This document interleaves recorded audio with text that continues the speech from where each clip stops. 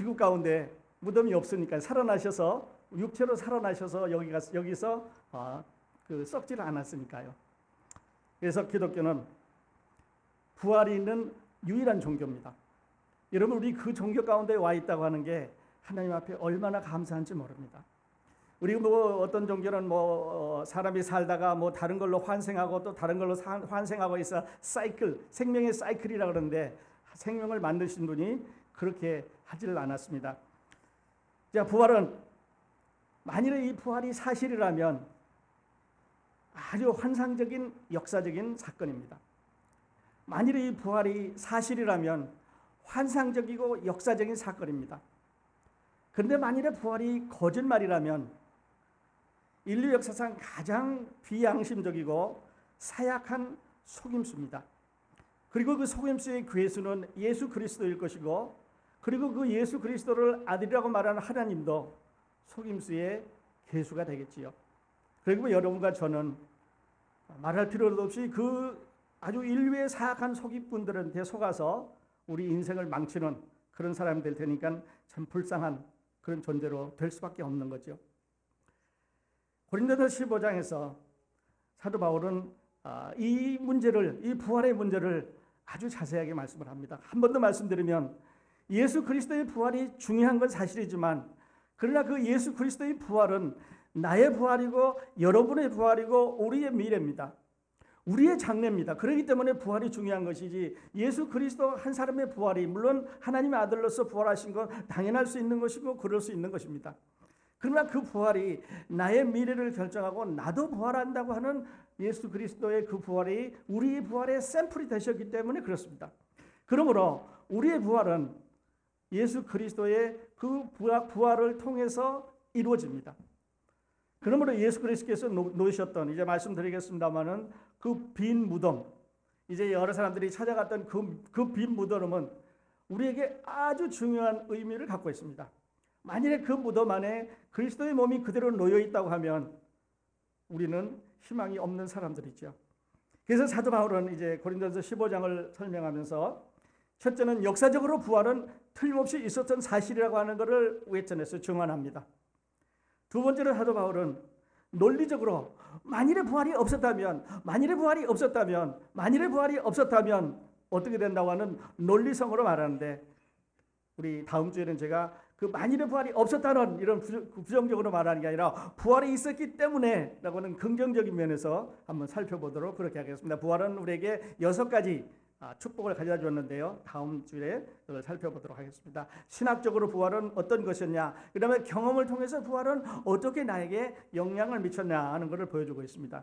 그리고 맨 마지막에 이제 이 긴 장 중에서 마지막에 예를 들어서 앞으로 부활을 하게 되는데, 그러면 구약시대에 죽었던 성도들은 언제 부활하고 어떻게 부활하고, 그 다음에 예수님을 믿고 죽었던 신약시대 사람들은 어떻게 부활하고 언제 부활하고, 그리고 만일에 죽지 않고 우리가 살아있는 동안에 부활을 해야 된다면 우리 몸은 어떤 모습으로 언제 어떻게 변화될 것인가를 말씀을 해주셨습니다. 그러므로 예수 그리스도의 부활은 2000년 전에 있었던 그 부활은 바로 여러분과 저의 미래를 결정하는 아주 중요한 요소입니다. 그러니까 우리가 부활을 잘 안다고 하는 것은 예수 그리스도의 이 부활을 잘 우리가 공부하고 그것을 숙지하고 있다고 하는 것은 앞으로 내가 어떻게 된다고 하는 소망을 갖는다고 하는 말이기 때문에 아주 중요한 그런 의미라고 말씀을 드릴 수가 있습니다. 이 장은 예수 그리스도의 부활만, 아까도 말씀드렸습니다만 이 고린도전서 15장은 예수 그리스도의 부활만 역사적인 사건이고 논리적인 사건이고 신학적인 사건이고 또 교리적인 신학적이고 교리적인 사건이고 경험한 사람들이 기록한 그 내용만 있는 것이 아니라 지금 말씀드린 대로 우리의 미래에 관한 것입니다. 그러므로 여러분, 부활절이 왔기 때문에 부활절이다, 이스터, 그래서 여러 가지 행사도 하는데 그 부활절이 예수 그리스도의 부활인데 그 예수 그리스도의 부활이 나의 앞으로의 부활의 샘플이라고 하는 사실을 우리가 알아야 됩니다. 내 부활입니다. 여러분의 부활입니다. 앞으로 예수 그리스도처럼 여러분도 육신으로 변화합니다. 이제 사도 바울도 설명을 했습니다만은 500여 명이 한꺼번에 봤는데요.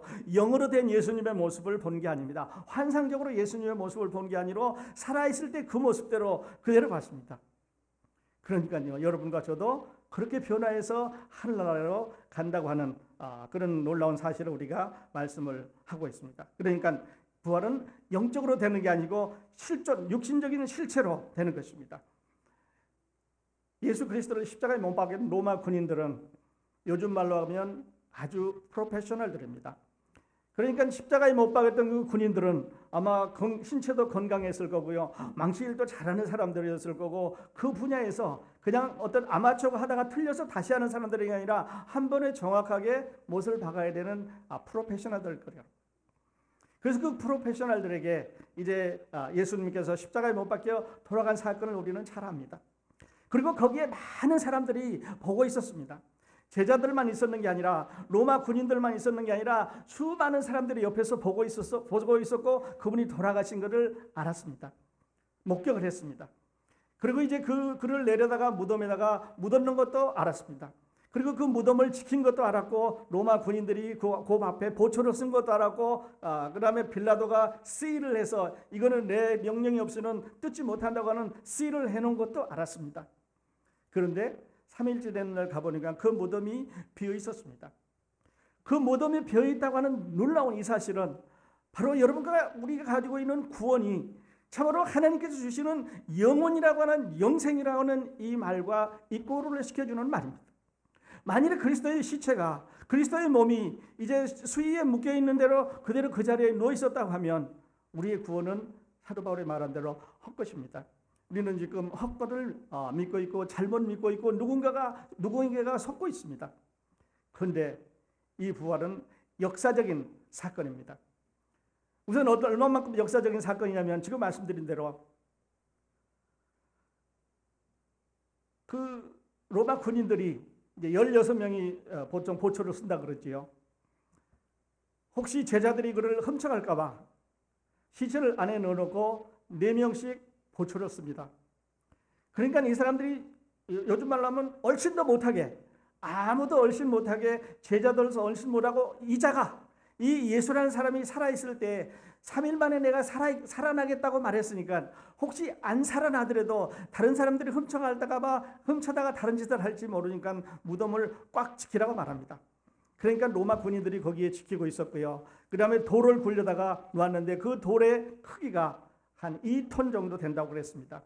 그리고 그 무덤은 이제 흙으로 되어 있어서 누군가 안에서 이게 손으로 판다든지 다른 공구를 이용해서 툴을 사용해서 파고 밖으로 나올 수 있는 굴이 아니라 사면이 돌로 되어 있는 굴이기 때문에 손으로 그 굴을 파고 도망갈 수 있는, 또 헤쳐나올 수 있는 그런 사건이 안 됩니다. 그러니까 안에는 돌이고요, 밖에는 큰 2톤이 넘는 돌로 갖다 막아놓고, 그 다음에 거기다가 씨를 붙여놓고, 그리고 밖에 나가서 보초가 쓰는데, 여러분 보초 아주 이쁘게 생기고 뭐 여기다 올리고 뭐 이렇게 가서 뭐 반 치마 같은 거 입고 있는, 그리고 이제 어떤 광장을 이렇게 행진해가는 아름다운 그런 보초가 아닙니다. 이 보초들은 전쟁광입니다. 그러니까 싸움을 위해서 있는 사람들이죠. 그래서 누구든지 어떤 일인지 생기면 나에게 불러가지고 너 여기 왜 왔냐, 여기 너 오면 안 된다고 가라고 보내는 사람들이 아니라 누구든지 가까이 오면 그를 죽일 수 있는, 그를 바로 없애버리고 내가 죽였다고 훈장을 받아갈 수 있는 그런 사람들이지요. 그런데 만일에 이 보초들이 잘못해서 시체를 놓쳐버리는 경우에, 살아있는 시체를 누군가가 훔쳐가는데 이거를 잡지 못했다고 하는 경우는 그들의 목숨은 또한 왕에 의해서, 이제 빌라도에 의해서 이제 사라질 수밖에 없는 아주 위태로운 광경이죠. 그런데요, 제 3일째 되는 날 이제 새벽에 가보니까 돌문이 열려졌다고 하는 사실이지요.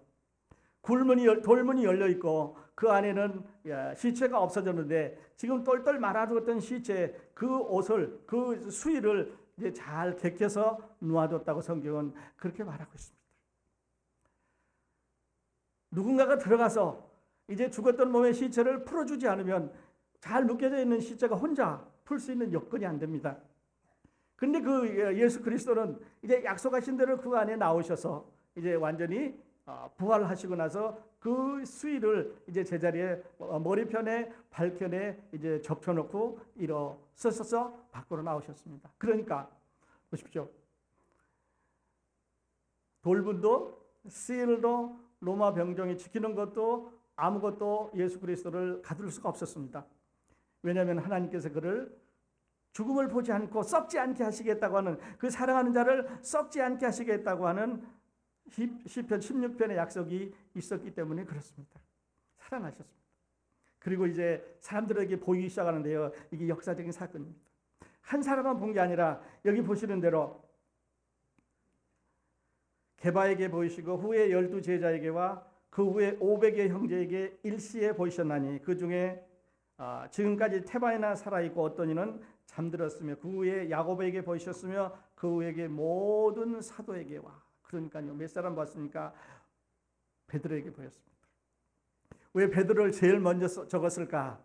이렇게 생각해 보시면 아마도 이 고린도에 있는 성도들은 베드로라는 이름에 익숙해졌던 것 같아요.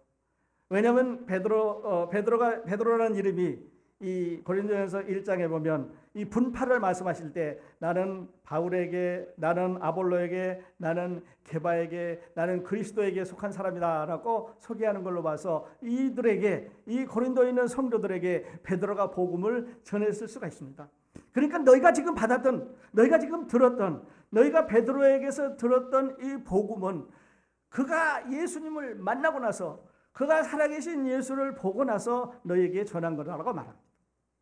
그러니까요, 이 복음에는 3 엘리멘트, 3가지 요소가 있습니다. 여러분, 복음의 3요소를 뭐를 3요소라고 말하냐면 예수께서 우리 죄를 위해서 십자가에 돌아가셨고 장사되셨고 그 다음에 3일 만에 부활하셨다고 하는 3요소, 이 3개를 합해서 복음의 3요소라고 말합니다. 다시 말씀드리면 예수께서 십자가에 못 박혀 돌아가셨고요, 그 다음에 장사되셨고 3일 만에 부활하셨다는 이 3가지를 복음의 3요소라고 말합니다. 그런데 하나 확실히 알아두셔야 되는 건 이런 겁니다. 여러분, 우리가 구원받은 것은 부활을 믿었기 때문에 구원받은 게 아닙니다.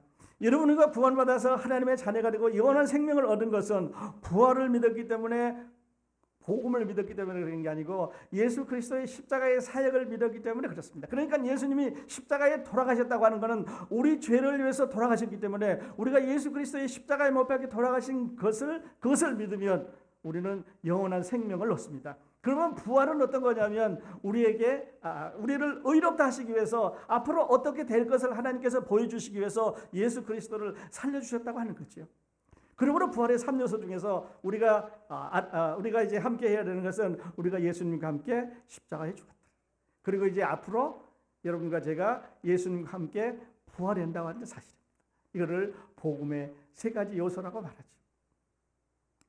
한 번 더 말씀드리면 이 복음의 3가지 요소 중에서 우리는 예수 그리스도의 갈보리 십자가에 흘린 피로 거듭났습니다.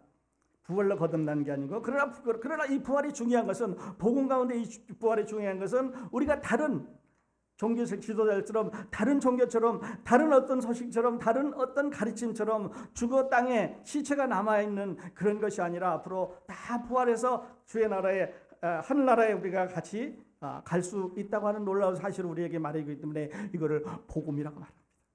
그런데 이거를 다 성경대로 그렇게 됐다 그랬습니다. 성경에 써진 대로 그대로 이제 했습니다. 바수꾼들이 지켰습니다. 굴문은 막은 돌이 있었습니다.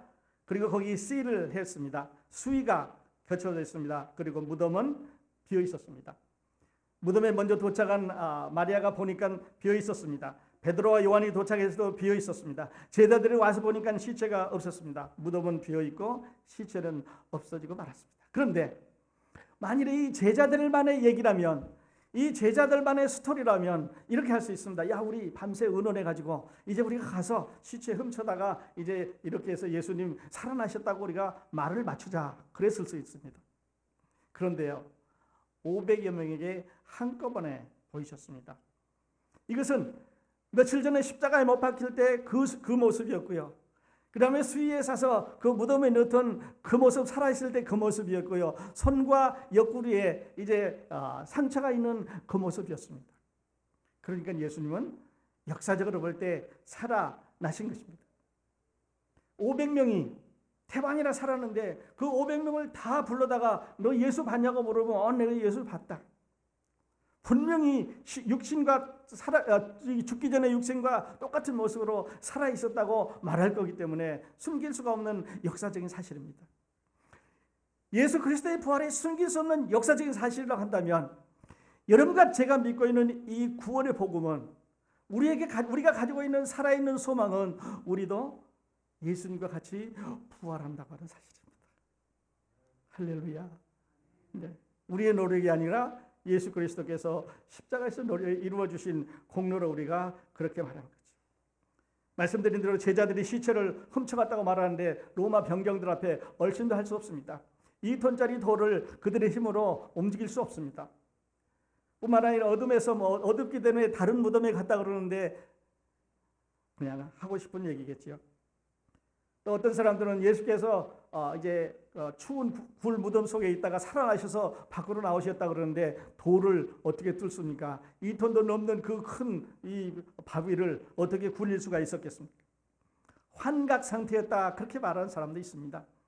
물론 말하고 싶은 것은 자유롭게 할 수 있겠지만 그러나 500명이 한꺼번에 환각 상태였다고 하는 것은 말이 안 되는 거죠. 40일 동안 살아가시면서 잡수시기도 하고 같이 얘기도 하고 여러 가지 일들을 하셨는데 그 모두가 다 환각 상태였다는 것도 얘기가 안 되는 거죠. 그래서 예수 그리스도의 이 부활은 역사적인 사실입니다. 두 번째로요.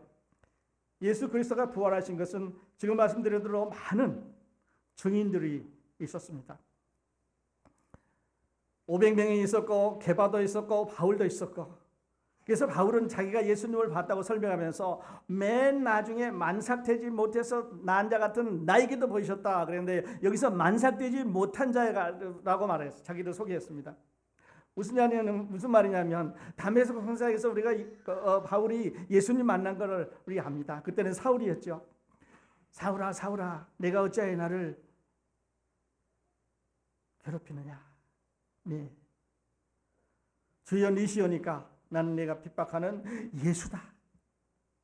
그때 바울이 예수님을 만났지요. 그런데 자기를 소개하면서 만삭되지 못해서 그러니까 이게 만삭이 완전히 다 돼서 어린아이가 태어나야 되는데 다른 12명의 제자들은 3년 전에 예수님을 만나서 쭉 보고 또 보고 계속해서 돌아가실 때까지 아니면 돌아가신 후에 지금까지 같이 있었는데 그러니까 만삭이 되는데 사도 바울은 제자들과 함께 다녔던 그 기록이 없으니까 그들이 복음을 전하는 때 자기는 핍박을 하고 그 복음을 전하지 못했던 사람이기 때문에 자기를 소개하면서 만삭되지 못한 가운데 태어난 사람이라고 말했습니다. 맞는 말이지요. 그리고 하나님의 복음을 방해하던 자라고 말했습니다. 그리고 이제 나의 나 된 것은 하나님의 은혜로 된 거라고 말합니다. 뿐만 아니라 하나님의 은혜로 됐을 뿐만 아니라 이제는 그 하나님의 은혜로 내가 그리스도의 복음을 전한다고 말합니다. 그러니까 하나님의 은혜로 구원받았고 하나님의 은혜로 복음을 전하고 있다고 자기를 소개하면서 하나님 은혜 빼면은 자기는 아무것도 아니라고 말하죠. 숨길 수 없는 사실입니다. 아이 위트네스들이 그 당시까지 수많은 사람들이 살아 있었습니다. 그러니까 지금 이 베드로전서가 고린도전서가 기록될 때는 32년 정도 지났는데요. 그때 이제 이 고린도전서를 기록할 때 태반이나 살아 있고 많은 사람들이 살아 있는데 누구를 붙잡아다가 못 봤다 그래라. 너 이제 봤다 그러면 안 된다라고 말할 수 없는 거죠. 그런데 하나 더 놀라운 사실이 있습니다. 어떤 놀라운 사실이 있었냐면요. 여러분 그 사실을 보고 난 사람들이 그 부활이라고 하는 것을 경험한 사람들이 변하기 시작한다는 사실입니다. 변한다는 거죠. 그날 이스터 선데이에 이제 방에 문이 꽉 닫혔습니다. 제자들이 무서운 거죠. 예수님과 함께 다닐 때는 그래도 뒤에서 큰 소리라도 칠 수 있는데 예수님도 붙잡아가서 이제 죽으시고 유대인들은 아직도 살기가 등등해서 이제 이 복음이 이 괴수가 이 예수라고 하는 이 새 언약을 갖고 왔다고 하는 이 사람을 이제 없앴으니까 누구든지 얼씬하면 다 이제 처형해야 되는 무서운 그런 가운데 이제 방 안에 숨어 있었지요. 그때 예수님께서 여러분 아시는 대로 거기 들어가셨잖아요. 너희에게 평강이 있을지어다. 무서웠습니다. 무서워서 이제 문을 꼭 닫고 숨었습니다. 근데 맨 나중에 보면요, 이렇게 끝납니다. 기뻐하더라. 아니, 며칠 전에 맥없이 십자가에 이제 돌아가신 거 손발에 이제 상처를 가지고 있는 이 예수님을 볼 때 뭐가 기뻐하더랍니까? 무슨 차이가 있냐면요, 이분들의 생각 속에는, 이 제자들의 생각 속에는 이 메시아께서 살아계실 때 3일 만에 살아오시겠다고 하더니, 다시 사시겠다고 하더니, 야, 살아오셨다고 하는 사실을 보고 기뻤던 겁니다. 여러분, 이 사실 우리도 보면 얼마나 기쁠까요? 그 예수님 우리 가운데 살아계셔서 오시면 얼마나 좋겠습니까? 그런데요, 그 제자들만 변한 게 아닙니다. 이제 제자들이 보고 나서 예루살렘에 가서 전도를 하기 시작합니다. 예루살렘 성전에 가서 전도를 하기 시작하고 예루살렘 골목에서 전도를 하기 시작하는데, 그것이 사도행전의 기록입니다. 여러분, 사도행전의 기록을 보면 예수의 부활을 내가 전하지 않을 수가 없다. 내가 분명히 목격했는데, 내가 확실히 봤는데, 우리와 함께 40일 동안 같이 계셨는데 그분은 살아계셨다. 그리고 돌아가시기 전에 3일 만에 살아난다고 하셨고, 그대로 살아나기 때문에 그분은 하나님의 아들이라고 말합니다.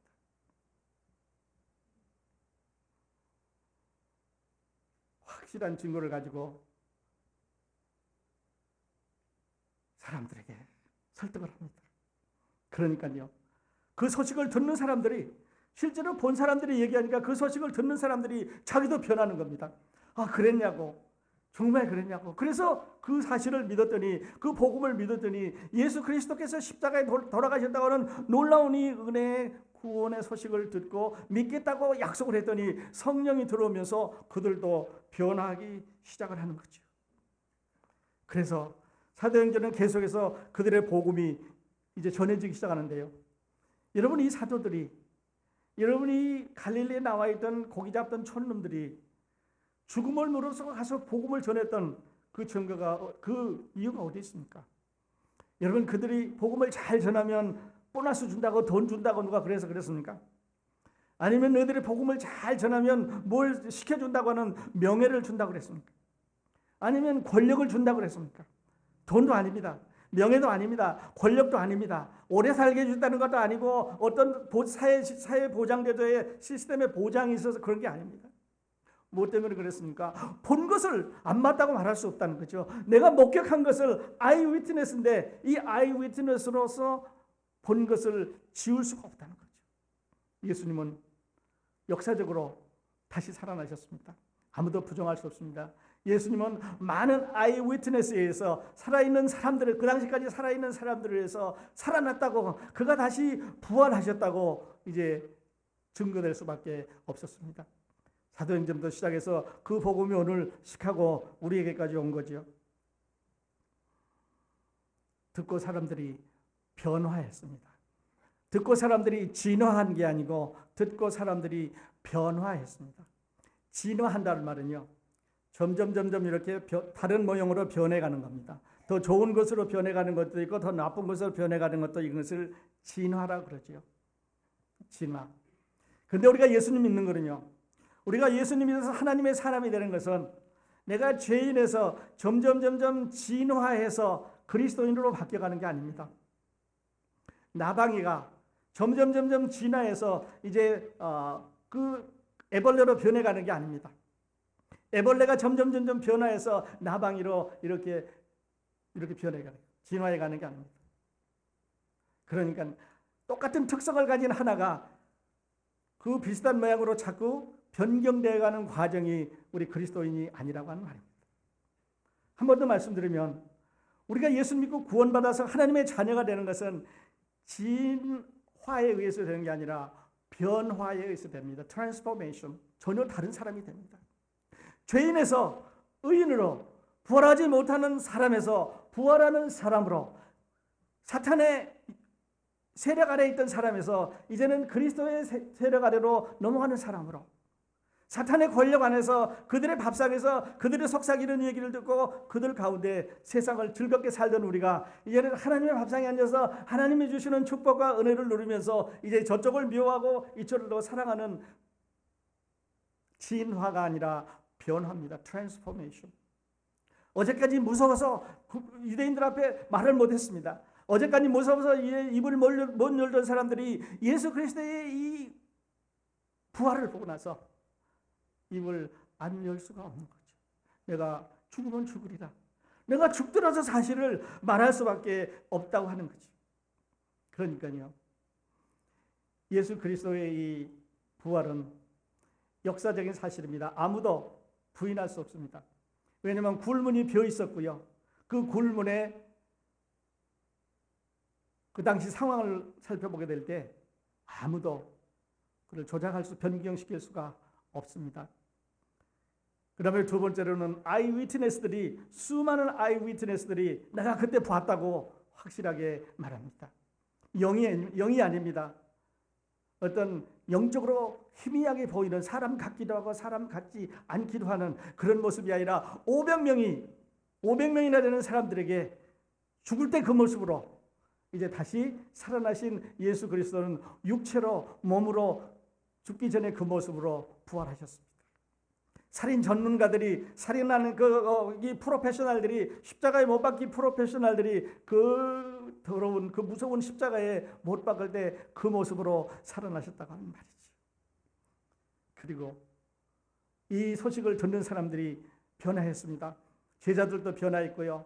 그 다음에 차츰 예루살렘 사람들도 변화했고 사마리아에 있는 사람들도 변화했고 온 세상이 이 복음이 전화해서 변화되기 시작을 하는 거죠.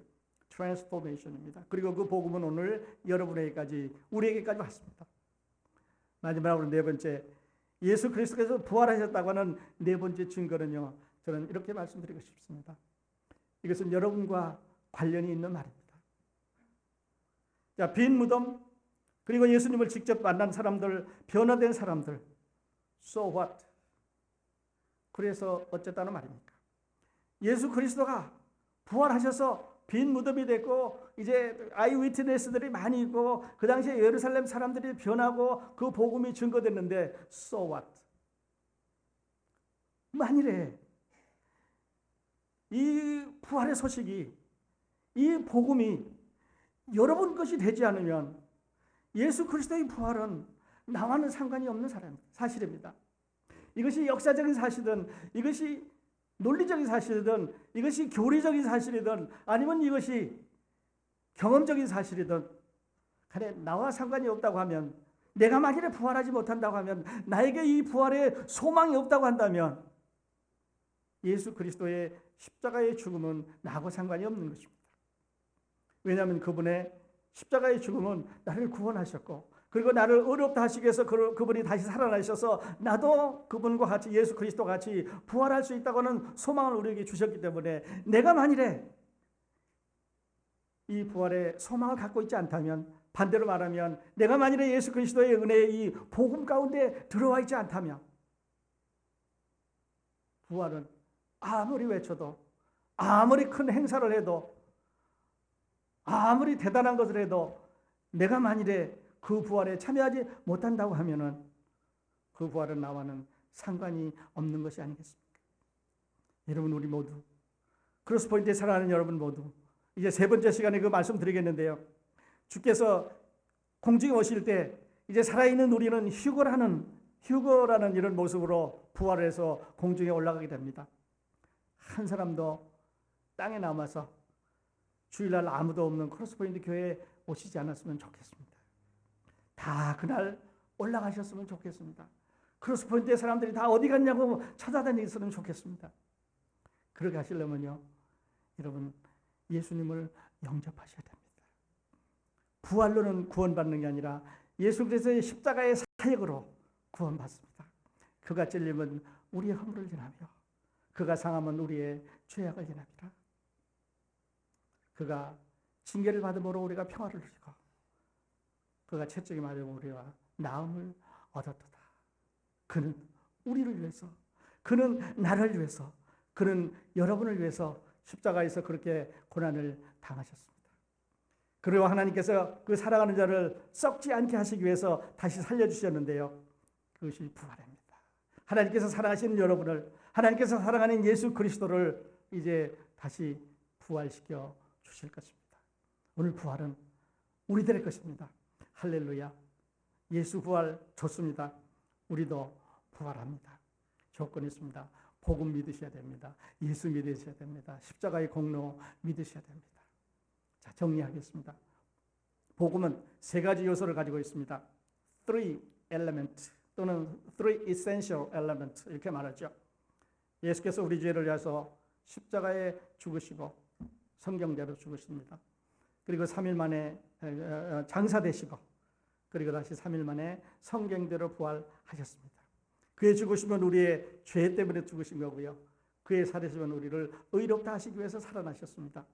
그리고 이제 묻혔다고 하는 이 사실이 나와 있는데 장사되셨다는 이 사실은 죽음이 분명하다고 하는, 이제 확실히 의학적으로나 생리나 모든 면에서 죽었다고 하는 것을 선언하는 말입니다. 그래서 분명히 죽었고 분명히 죽으셨는데 3일 만에 보았던 그대로 분명히 살아나셨다고 하는 놀라운 사실, 이것을 우리는 복음이라고 말합니다.